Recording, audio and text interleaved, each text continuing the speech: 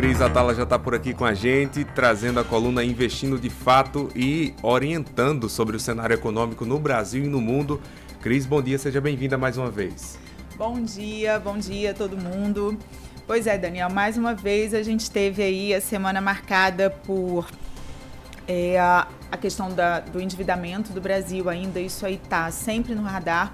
Só que, por outro lado, nos Estados Unidos, a gente teve uma melhora nos dados de inflação. Então, com isso, essa melhora nos dados de inflação nos Estados Unidos fizeram com que haja uma maior perspectiva de que o Fed venha realmente a diminuir a taxa de juros lá em setembro, e isso é extremamente benéfico para nós aqui. Por falar em Fed e em decisão de taxa de juros, essa semana a gente tem uma semana super importante, porque a gente tem a decisão do Copom, do nosso Copom, a gente tem a dos Estados Unidos e a gente tem a do Japão. Normalmente a gente não fala muito das taxas de juros do Japão, só que dessa vez ela pode ser extremamente relevante para a nossa economia. O Japão, obviamente, é uma economia muito mais estável, muito mais sólida do que a nossa, e há uma previsão de aumento de taxa de juros lá no Japão. E isso, com certeza, vai refletir também na nossa economia. Como a gente já está com o real bastante fragilizado e o dólar está muito alto, esse aumento de taxa de juros do Japão pode causar uma fuga de capitais dos países emergentes para a economia do Japão. E isso vai influenciar onde?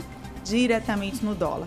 Já teve economista dizendo que a gente vai sentir saudades do dólar a 5,70. Opa! Pois é, que foi exatamente o patamar que chegou na semana passada. Então, assim, o meu recado sempre será, se você está planejando uma viagem internacional, se você está pensando em diversificar os seus investimentos, vamos pensar em ter uma conta em dólar.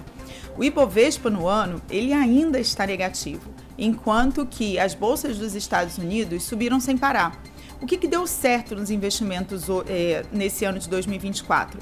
Basicamente, ativos vinculados à inflação, dólar e bolsa americana.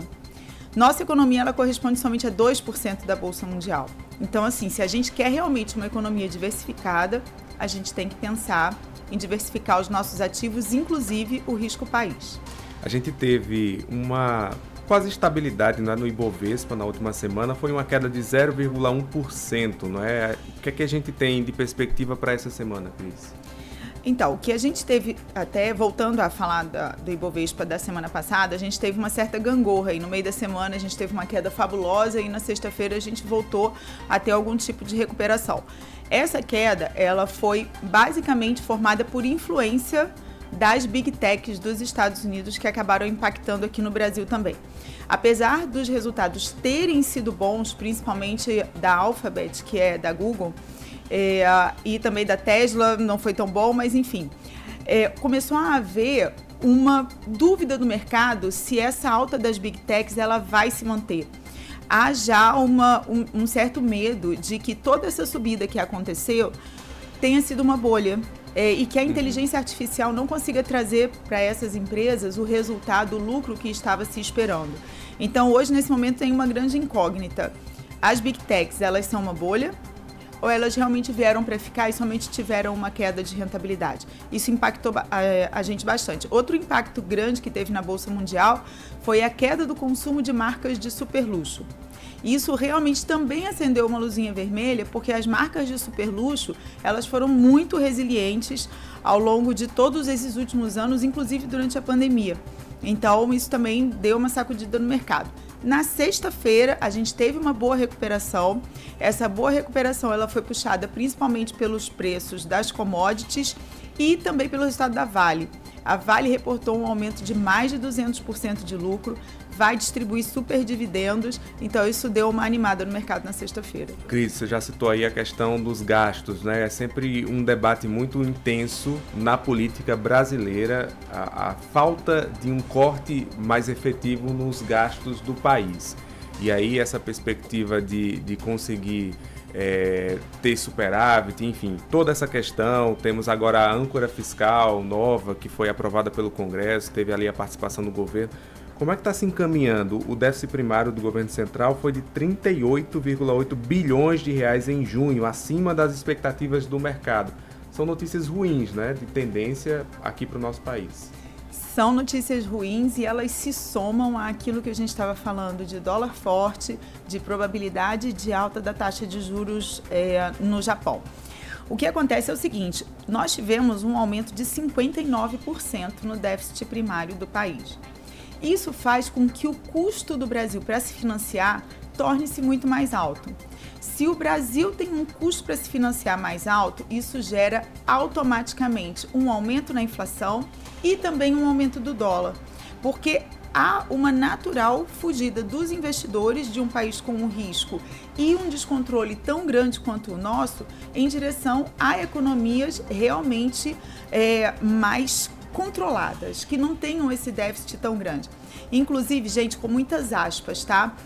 Teve um economista, ele é um gestor de um fundo na semana passada, o Luiz Stuberg, ele é gestor do Fundo Verde, que é um dos fundos mais famosos do país, que ele chegou a dizer que o dólar, em se continuando esse descontrole do governo e mais algumas questões externas, pode chegar a R$7. Com reservas, eu realmente entendo que ele falou isso como uma forma de vamos nos precaver, vamos voltar aos trilhos, mas a gente tem realmente uma conjunção de fatores bem complicada em relação a isso. Cris, antes de encerrar, eu recebi uma pergunta aqui de um ouvinte, o Carlos Eduardo, está questionando a segurança de investir em criptomoedas. Existe um receio muito forte em todo o Brasil, né? Mas aqui na Paraíba especificamente, casos de pirâmide acabaram deixando esse tema nebuloso. É seguro, é possível investir em criptoativos com segurança? Tá, primeira coisa que eu quero dizer para vocês é que esse assunto puxa muito a questão da pirâmide. Sim. Daniel, quem era meu cliente não caiu no golpe da pirâmide. Porque todas as vezes que as pessoas vinham conversar comigo, Brás Company, posso investir? Eu dizia, não entre, porque isso é uma questão de pouco tempo, médio tempo ou maior tempo. Mas isso vai quebrar. E assim, eu quero deixar isso como um aviso generalizado, porque sempre tem alguma pirâmide acontecendo, é alguém que quer movimentar dinheiro em seu nome, é alguém que diz, olha, eu sou um trader sensacional, me passa a senha da sua corretora e eu vou investir por você. Gente, não caiam nisso. Inclusive, eu deixo de coração aqui, @CrisAtala, que é o meu Instagram, @FatoCapital, que é o Instagram da empresa. Se você tiver alguma dúvida de algum tipo de investimento que você venha a fazer, que você desconfie que seja uma pirâmide, fala com a gente, vamos tirar essa dúvida antes de cair nessa esparrela. Enfim, criptomoeda é um bom ativo? Eu entendo a criptomoeda da seguinte forma. Antes todo mundo andava com dinheiro na bolsa. Depois todo mundo passou a andar com cartão de crédito. Hoje ninguém anda nem mais com cartão de crédito porque o cartão está no celular.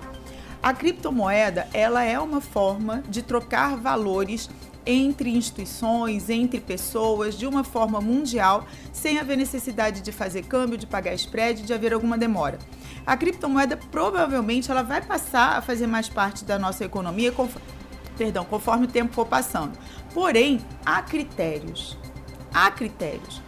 Se você quer investir em criptomoeda, faça com um pedaço pequeno da sua carteira, faça através de uma corretora que realmente te ofereça segurança e, principalmente, converse com um especialista. Não vamos fazer investimento só porque alguém falou, porque viu uma propaganda. Isso tudo é muito perigoso no final das contas, porque a sua saúde financeira é o seu futuro. Então, vamos conversar sobre isso com um especialista. Então, procura lá Fato Capital, procura Cris Atala.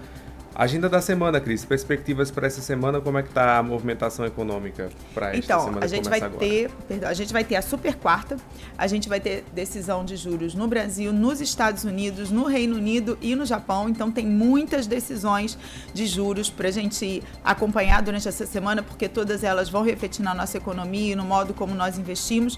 E na sexta-feira a gente tem o payroll, que é a quantidade de empregos criados nos Estados Unidos e que vai servir bastante para confirmar essa expectativa de início de queda da taxa de juros em setembro.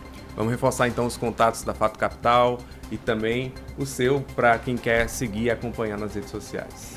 Então, lembrando que nós da Fato Capital somos a única empresa credenciada AXP na Paraíba que temos o selo private. Nós somos especialistas em investimentos de alta renda, investimentos private e estamos totalmente preparados a ajudar você a investir melhor. Nós estamos presentes em 6 estados aqui no Nordeste.